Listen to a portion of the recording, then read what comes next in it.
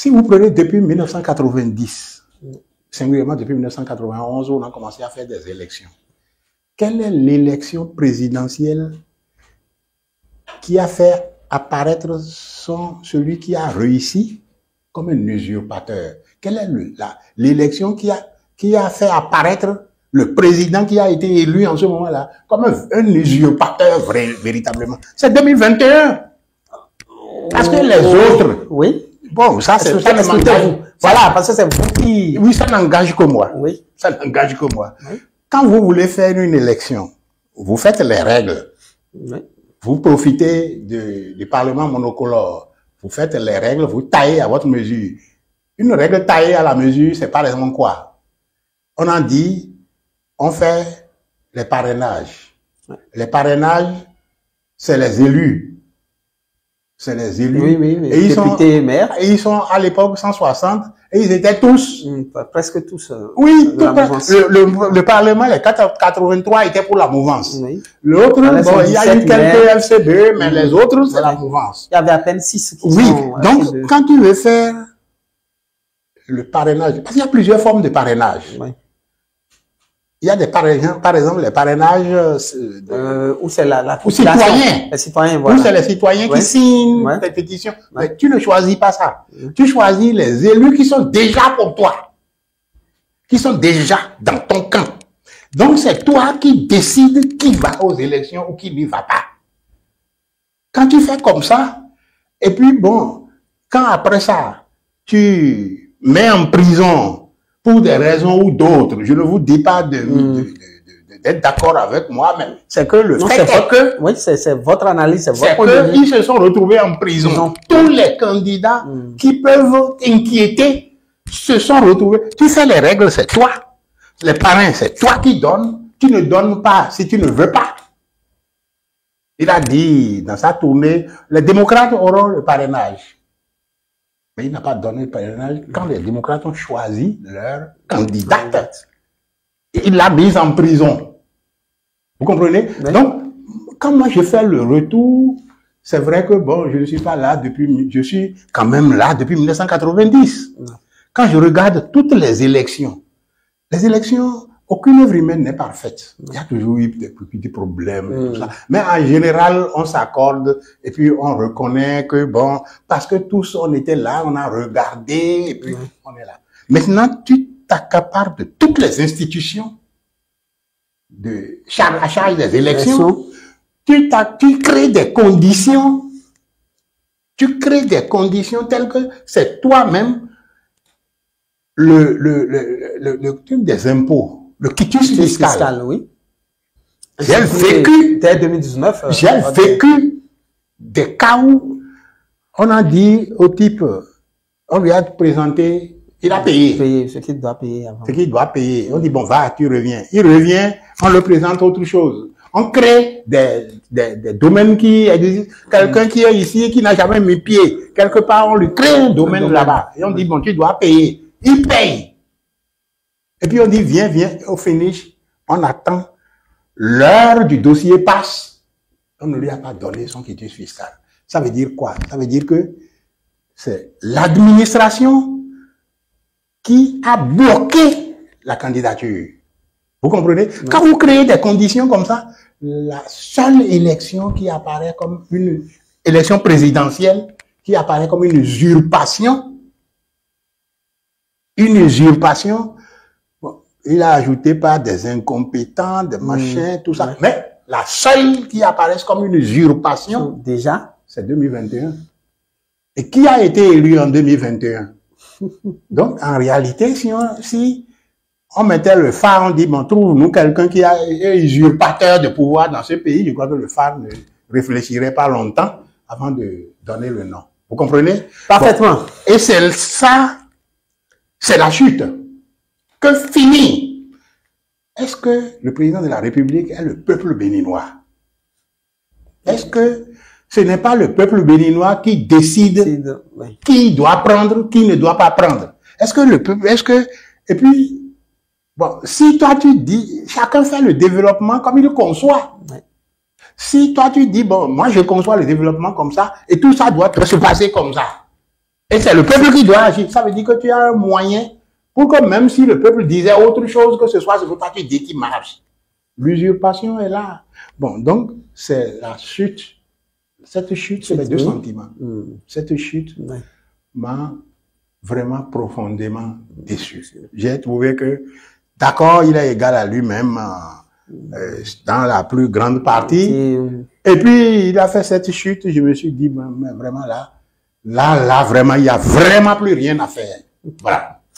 D'accord, monsieur le vice-président en charge du département du Zoom, voilà, et du Parti Les Démocrates, on vous aura compris sur le sujet. Voilà. Permettez que nous allions à présent sur le projet d'audit du fichier électoral. Oui. On sait que pour la petite histoire, la coalition des forces politiques de l'opposition, dont le Parti Les Démocrates est quand même la tête de proue, a entamé une succession, une série de consultations de différentes forces vives de la nation, on va le dire comme ça, parce qu'il y a les partis de la mouvance, il y a les organisations de la société civile, et l'objectif donc c'est d'avoir un audit consensuel du fichier électoral.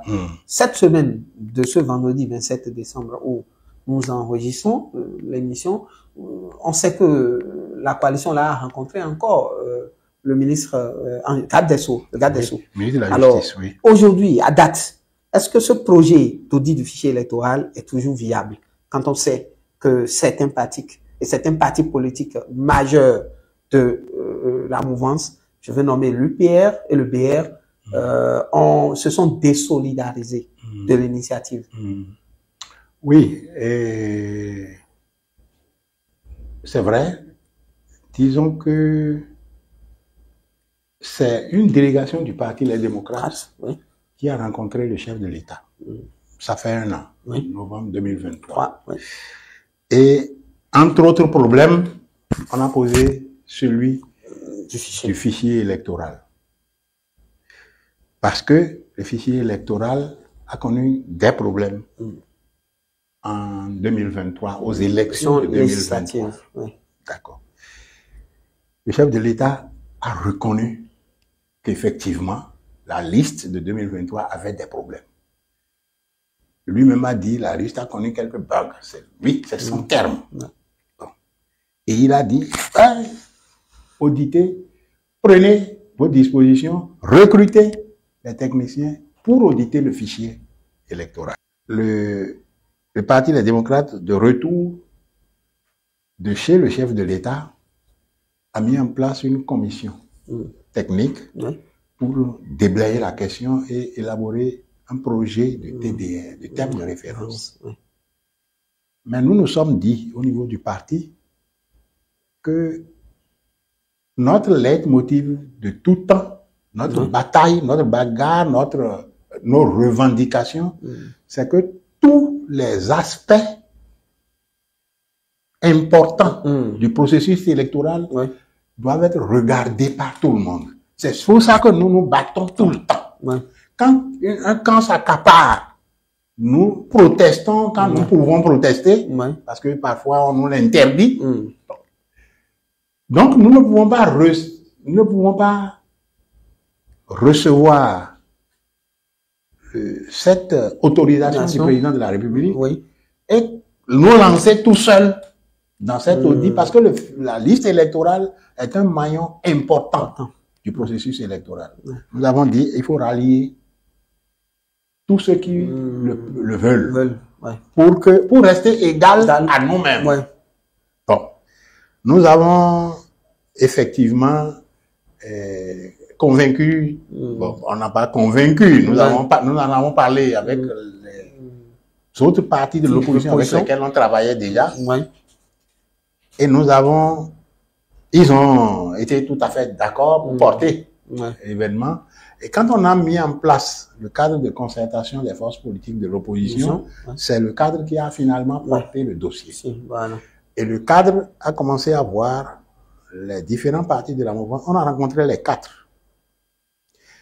Et on a rencontré les organisations de la société civile, on continue de les rencontrer, parce qu'elles sont plurielles. Bien sûr. On continue de les rencontrer. Mais on a rencontré beaucoup d'organisations de la société civile, et même des syndicats. Bon, comme organisation de la société civile, il y a des... Comme le clergé. Bon, le clergé, on ne l'a pas encore rencontré sur ce dossier. D'accord. Mais effectivement, on connaît sa position par rapport au code et tout ça. Par rapport surtout à la transparence et à la question de la paix. Parce que c'est de ça qu'il s'agit. Bon. Les partis de la mouvance n'ont pas dit non à la question de l'audit. Ce qu'ils ont dit, c'est à quel moment ça va être fait. Ça va être fait. Donc, il y en a qui ont fait des... Quand on était avec eux, bon, ça, par exemple, l'UP a dit, bon, d'accord, très bien, prenez le lead, comme c'est à vous, que le chef de l'État a donné l'autorisation, prenez le lead, et puis si on observe, c'est bien, on va. Et puis c'est quand on est sorti de là, qu'il y a eu le communiqué blanc pour dire qu'ils se dissocient de ça. C'est vrai, il nous avait dit en présence qu'il faut que ce soit conforme à la loi et qu'il faut que eux ils ont confiance à la NIP, aux structures mises en place, ils ont confiance. Bon, mais que si nous voulons auditer, de prendre le lead et puis bon. Mais quand nous sommes séparés, le communiqué s'est fondé sur la question de la loi et la question de la confiance qu'ils ont pour dire non, qu'ils ne suivent pas. Vous comprenez? Voilà. Et le BR? Le BR, ça a été à peu près les mêmes arguments. Ils ont ajouté que, bon, c'est comme si, au cours de la rencontre, c'est comme s'ils nous soupçonnaient de vouloir nous servir de ça pour d'autres choses. Et ils ont trouvé dans le test, dans le projet, qu'on a parlé de code électoral. Ils ont dit, ah voilà, ils veulent arriver au code. En fait, je profite de votre antenne pour dire que notre position à tous ces partis et mouvements du cadre de concertation, notre position par rapport au code est claire. Nous n'avons pas besoin de porter le masque pour parler du code. Nous n'avons pas besoin de nous draper du fichier électoral pour arriver au code. Non, c'est un combat que nous allons mener. Mais qu'est-ce qui a fait que nous avons commencé par le fichier électoral? En fait, c'est à cause de l'accord du chef de l'État. Ça devenait plus facile que les autres. Voilà. Plutôt, bon, ça là, comme le chef d'État a accepté. Donc c'est un tien vaut mieux que... Voilà, on va conduire ça. Et puis, on a un projet d'arriver aux autres aspects. Puisqu'on parle d'élections libres, crédibles et transparentes, inclusives. Donc, on ne peut, même si vous avez un très bon fichier électoral, vous ne pouvez pas avoir des élections libres si le code ne le permet pas. Vous comprenez? Donc, nous allons arriver au code. Mais nous avons commencé par ça parce que ça devenait plus facile, en fait. Et effectivement, bon, ils ont dit ça. Les autres parties de la mouvance, le Moël n'a pas été aussi fermé. Moël n'a pas été aussi fermé. La Renaissance nationale? Moël a dit, bon, oui, c'est bien. D'abord, ils ont loué l'initiative de venir les consulter parce qu'ils s'estiment que on doit se parler, quelle que soit notre posture. Moël a estimé ça. Et ensuite, ils ont estimé que tous ceux qui concourent à des élections de vérité, ils sont preneurs. Bon, ce qui s'est passé, c'est que eux, nous n'avons pas pu leur envoyer les TDR à cause de quelques dysfonctionnements avant la rencontre. Donc, c'est à la rencontre. Ce n'est pas Renaissance nationale par hasard? Non, non. Moël. Bon. Au niveau de Moël, ils ont dit qu'ils vont étudier et nous revenir. Vous comprenez? Oui. Bon. Renaissance nationale, ça a été à peu près la même posture que Moël. À peu près la même chose. D'accord. Ils vont étudier aussi les TDR et nous revenir. Bon.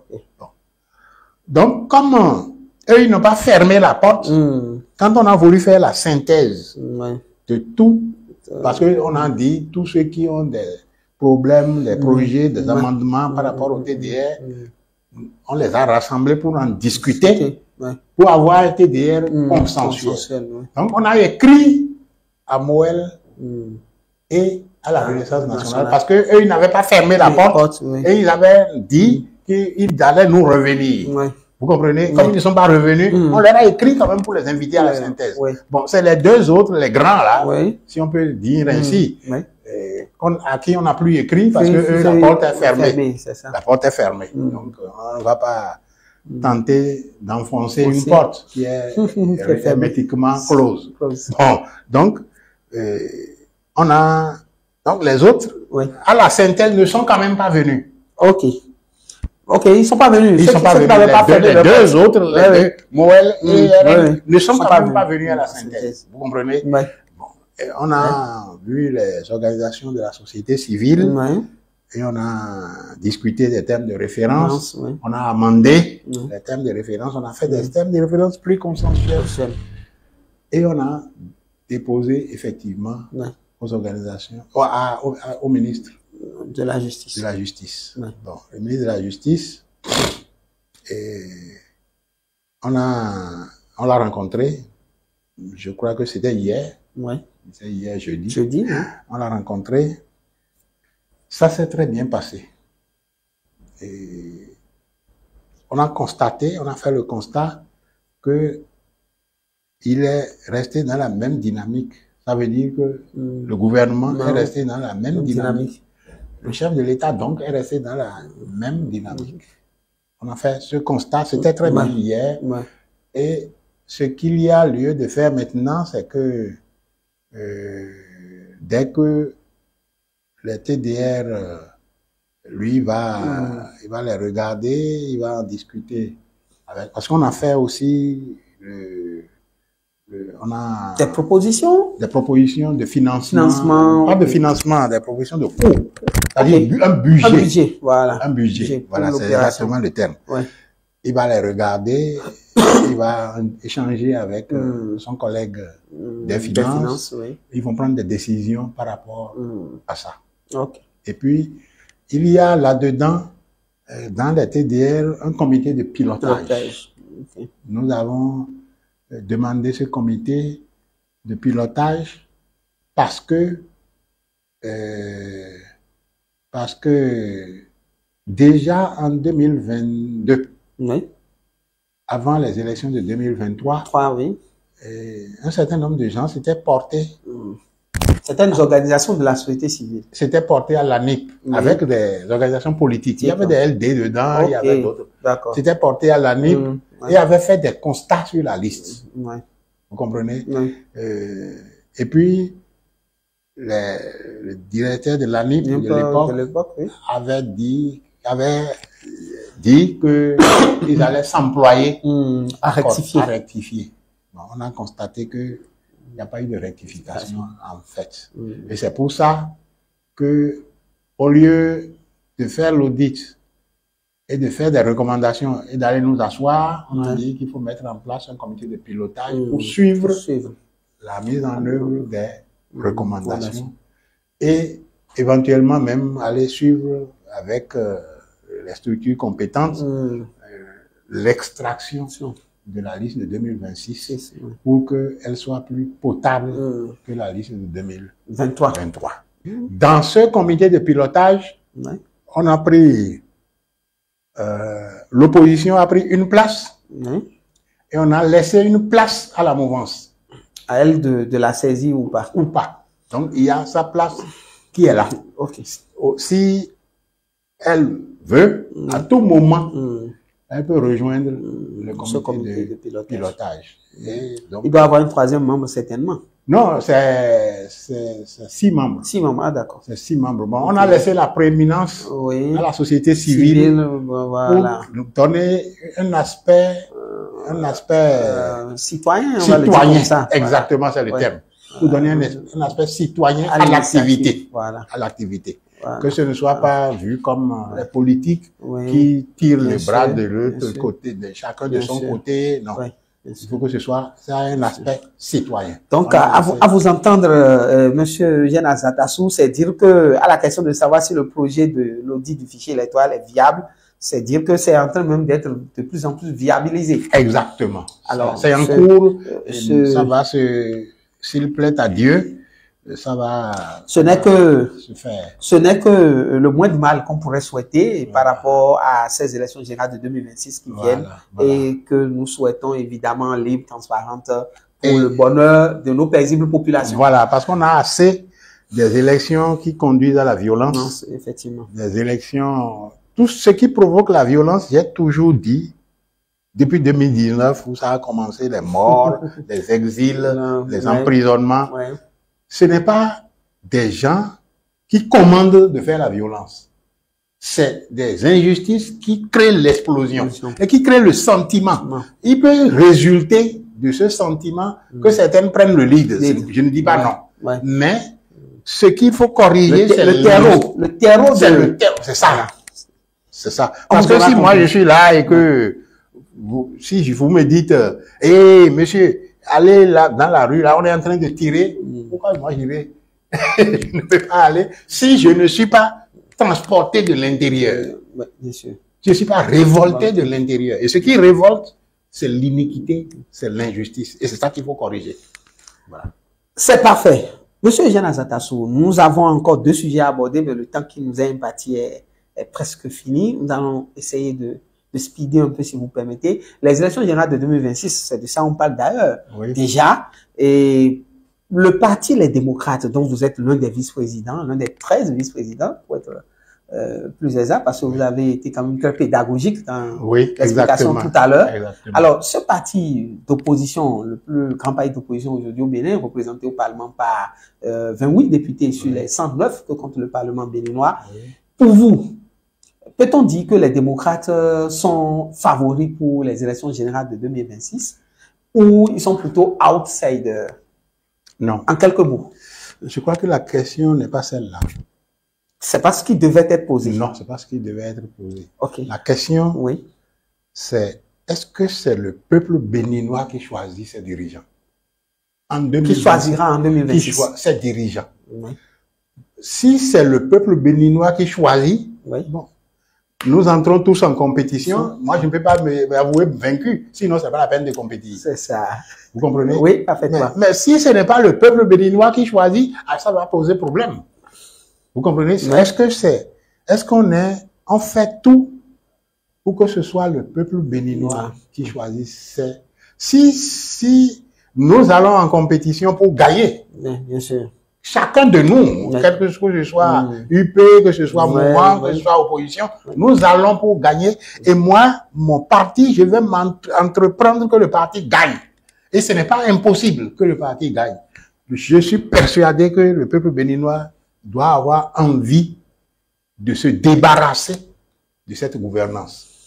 Ça doit avoir envie de se débarrasser. Pourquoi? Parce que c'est la gouvernance qui s'accapare même le vote de ce peuple. Même le vote. Vous avez vu presque toutes ces élections, le boycott massif. Les gens ne se déplacent pas. Ça c'est révélateur de quelque chose. Tous les gouvernements qui se sont succédés depuis 1960 se sont employés à amener le citoyen à se rendre aux urnes. Oui. Moi, j'étais tout petit, mais je me rappelle dans certains votes, on vérifiait l'encre sur le pouce pour que tu ailles au marché. Donc, les gens se sont employés, mais le pouvoir de la rupture, en détruisant tout au plan politique, économique et tout, a détruit ça aussi. A donné le dégoût des élections aux citoyens. Il faut que les citoyens, faut pas rester dans l'attente et dire, bon, ils ont gâté, moi je... Non. Il faut que chacun puisse, à n'importe quel niveau qu'il se trouve, dire de façon pacifique que lui n'est pas d'accord avec ça. Et il faut qu'il se travaille à remettre ça en cause. C'est la question qu'il faut résoudre dans notre Bénin d'aujourd'hui.